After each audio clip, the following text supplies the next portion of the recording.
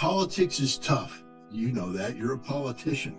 And sometimes people take hard stands and bad things are done.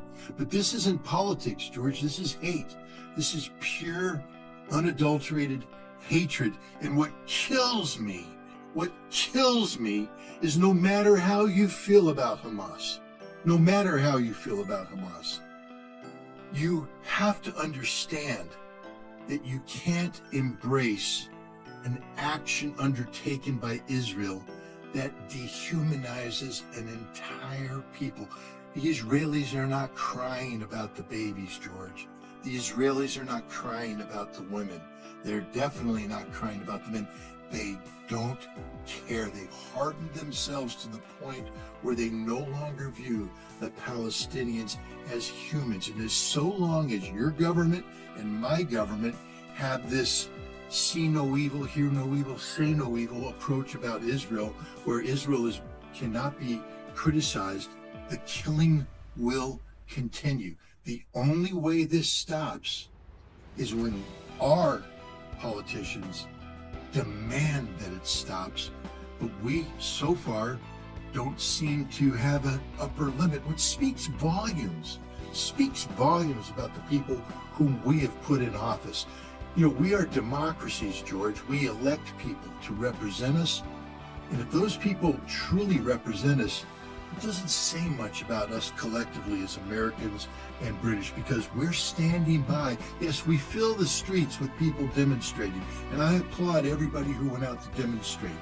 But we need to step it up. And I'm not talking about violence, George. I'm all in on the non-violent thing nowadays.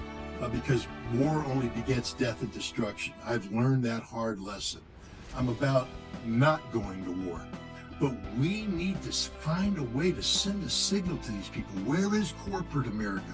Where are the donors? Where are the people that give money to the politicians that get them into office?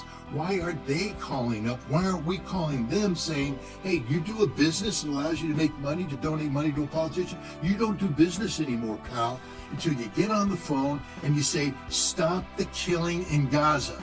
That's what we have to do. We have to stop it now. Every day we don't do this, George, you know what's going on. Hundreds of Palestinians are dying, but we stopped caring.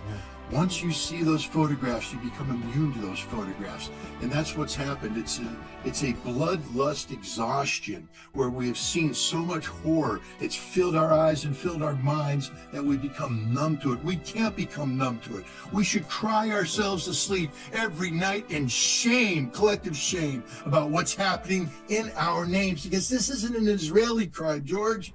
This is an American crime. This is a British crime. This is a European crime. This is a global crime. Every human being on this planet is guilty of killing these people because we're not doing anything to stop them. That damn Arabs and Muslims met in Riyadh and didn't do a damn thing. Excuse my language. I apologize using French on your show, but they didn't do anything, George. Nothing. They talked. But when they had the chance to use the one weapon that could actually turn the tide, the oil weapon, they wouldn't even consider it. Because money is more important than blood.